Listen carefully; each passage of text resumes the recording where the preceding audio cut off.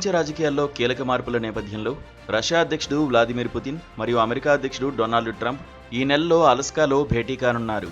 ఉక్రెయిన్తో యుద్ధాన్ని ఆపేందుకు ఒక సమగ్ర ఒప్పందం కోసం చర్చలు జరపనున్నారు.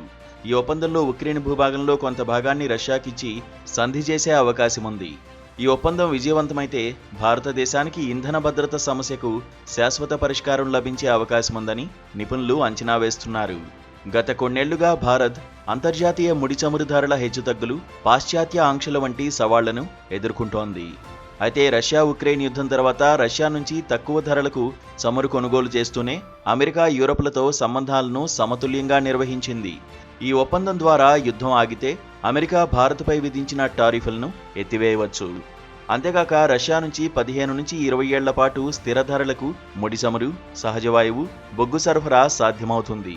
రూపాయి, రూబుల్ లావాదేవీలతో అమెరికా డాలర్ ఆధారిత వ్యవస్థపై ఆధారపడకుండా పాశ్చాత్య ఆంక్షల నుంచి రక్షణ పొందవచ్చు. అంతర్జాతీయ నార్త్ సౌత్ ట్రాన్స్పోర్ట్ కారిడార్ ద్వారా చమురు రిఫైనరీలు, పైప్ లైన్లపై రష్యా, భారత్ సంయుక్తంగా పెట్టుబడులు పెట్టే అవకాశం ఉంది.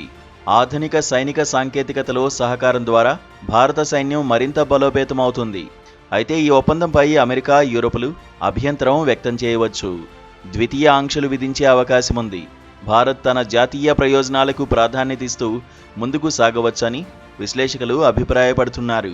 ఈ ఒప్పందం విజయవంతమైతే భారత్కు ఆర్థిక, భద్రతా సమస్యలకు దీర్ఘకాలిక పరిష్కారం లభించడమే కాక బహుళ ధ్రువ ప్రపంచంలో వ్యూహాత్మక స్వావలంబనను చాటుకునే అవకాశం ఏర్పడుతుంది.